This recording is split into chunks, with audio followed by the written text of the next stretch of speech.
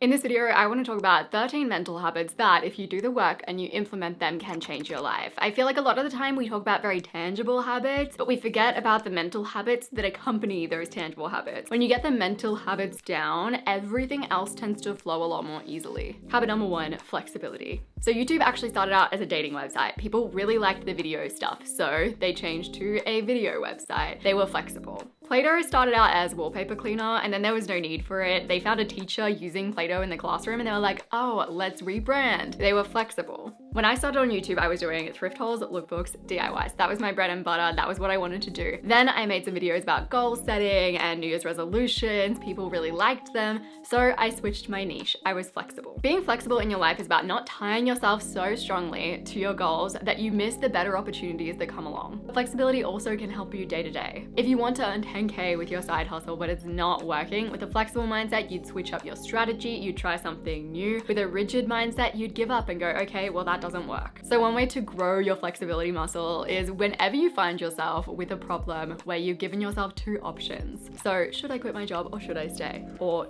do I read 20 pages today or do I skip it because I'm low energy? Think of 3 alternative solutions. Really put yourself into the mindset of there's always another option. The second mindset habit is emotional regulation. Imagine you wake up and as you're stirring your coffee, you have this thought about a comment you made 2 days ago about Sarah J. Maas books. In the conversation you said you didn't really enjoy them. Now you're worried that you came across as condescending, rude, maybe like one of those Twilight haters or One Direction haters from back in the day. How embarrassing. You couldn't care less if that book is someone else's cup of tea. However, in the moment you were panicked. As that thought spirals through your brain, you start to get really anxious and then you start to get angry at yourself for getting anxious because you're struggling to get started with your work for the day. It's this big vicious cycle of a lack of emotional regulation. Now, imagine you wake up, you have the exact same thought, then you sit down, you do a little journal about it, you breathe your way through it, and you realize you're probably overreacting. It's not that big of a deal, and if you did come across as judgy, everyone has their moments.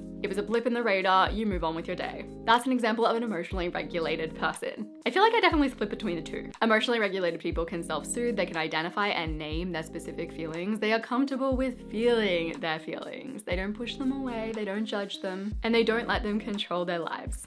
A quick note to say that if you do have ADHD, because I know that I have that community in my audience, emotional regulation is going to be more difficult for you, and it's something that you might want to work on with a therapist. If you want a place to start, you can watch my video on how to feel your feelings. That's going to be linked down below. And another thing that you can do is just set a reminder for yourself to check in, process your feelings throughout the day. That way you can practice emotional regulation when your feelings aren't super heightened. That way you've created those neural pathways for when your emotions are super heightened. The next mental habit is boundary skills. So boundary setting itself isn't actually a mental habit. Being able to tolerate discomfort is the mental habit behind boundary setting. So being able to tolerate the idea of someone being unhappy with you, someone feeling defensive about what you've said, someone being negatively impacted by your words. This is probably the habit that I struggle with the most and I'm working on the most. A few examples of this habit in practice are being able to do something like asking a friend to stop telling their friends your business, knowing that that might make them feel a little defensive, a little upset. Being able to let someone know that when they are always running late, it makes you feel frustrated, even though they might think you're overreacting. There are 2 things that have helped me to tolerate the skill of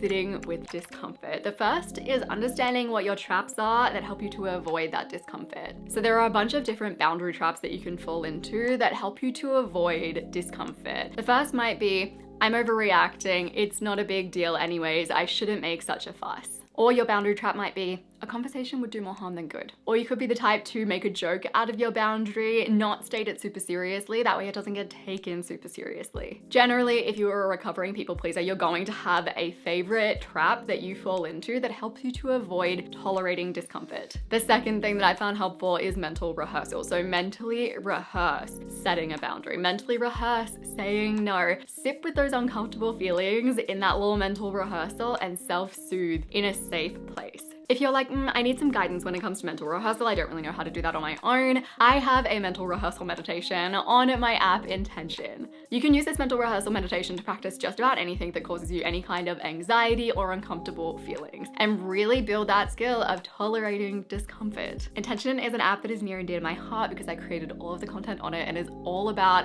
practicing self-work. Everything's created by me, and if you've watched my content for a long time, you know it's step by step, you know it's guided, you know it is actionable, and you know how it's helpful. A recent addition to the Intention app is the focus challenge that I created mainly for that mid-year slump, where you're just like, I don't know what I'm doing. I feel like I've lost track of all my goals. I need focus, I need clarity, I need motivation. That's what that challenge is all about. It's a short, like 4-day challenge. If you want to sign up to the premium version of Intention, that link is in the description down below. The next mental habit is reframing. Who has more success? A person who frames routines as arduous and rigid, or a person who frames routines as a bunch of little things they like to do to feel good? Someone who frames gatherings as an introvert's version of hell, or someone who frames gatherings as a place to potentially meet a new friend? To develop the habit of reframing when you are struggling with something in life, try to think of 5 different frames that you could use. For example, your morning routine could be reframed as your brain retraining routine, your anxiety medication, your daily pre-game ritual, your healthy gal cosplay, your Tim Ferriss era routine. Just get into the habit of always looking for frames that serve you better than the ones you carry with you now. So here are just 3 examples where the mental habit of reframing has made a big difference, and these are in research studies, not just in my day-to-day life. In one research study around weight loss, participants were told to call their goal a journey. People that called their goal a journey were more likely to continue with goal-related healthy habits and behaviors. In a research study where they had a bunch of participants competing for prize money, they told half of the participants to see it as if they already had the prize money and they were competing for the chance to keep it. Those participants were far less likely to choke during the competition. In a research study where they sent a bunch of participants to an improv workshop, they told some of the participants that the goal was to feel awkward, the goal was to feel uncomfortable. Those participants were more likely to take risks, took a longer time during their little improv sections, and felt like they'd achieved their goal more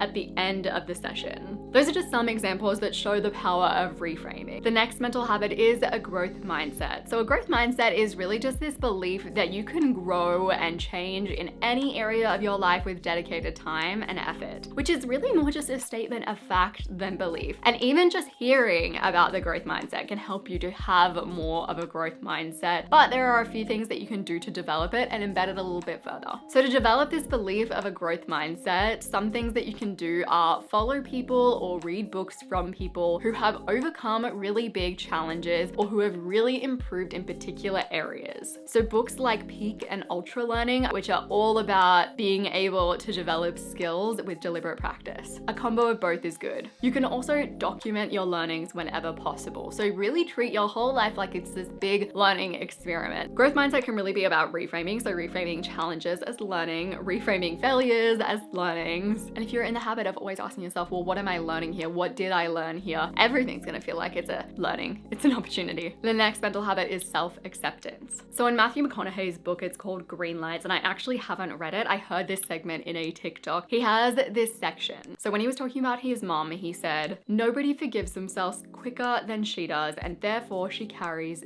0 stress. Self-acceptance is closely linked to the mental habit of self-forgiveness. Forgiving yourself for mucking up that presentation, forgiving yourself for doing something embarrassing when you were 19 years old, forgiving yourself for snapping yesterday, forgiving yourself for being a human. Self-acceptance and self-forgiveness isn't about going, well, that's just the way I am, I'm just a flawed human being, therefore that's just gonna happen. It's about taking responsibility, but also realizing that you are a human and you will make mistakes. That whatever you did may not have been beautiful, it may not have been exactly what you wanted yourself to do, but you're gonna learn from it and it's okay to make mistakes. One thing that's really helped me when it comes to self-acceptance and self-forgiveness is writing about things from an outsider's perspective. So writing about experiences, whether they were from yesterday or whether they were from 10 years ago, as if I am a person from the outside looking in. It generates so much more compassion and you're able to look at these situations with so much more kindness. The next mental habit is detached mindfulness. Detached mindfulness is the ability to look at your thoughts and feelings and not engage with them. There's so many different ways to see your thoughts from a detached mindfulness perspective. You might see them as little bubbles, little zaps of energy, little clouds in your mind. You might see them as if they are on a little sushi train that is passing you by. To develop that sense of detached mindfulness, a good question that you can ask yourself regularly is, what's going on in my head right now? What am I noticing myself feeling? Label whatever you notice. It might be thoughts, it might be feelings, it might be sensations. If you liked this video, you might like my video on small, simple mindset shifts that you can make to change your life. I'm gonna have that on the screen as well as down below.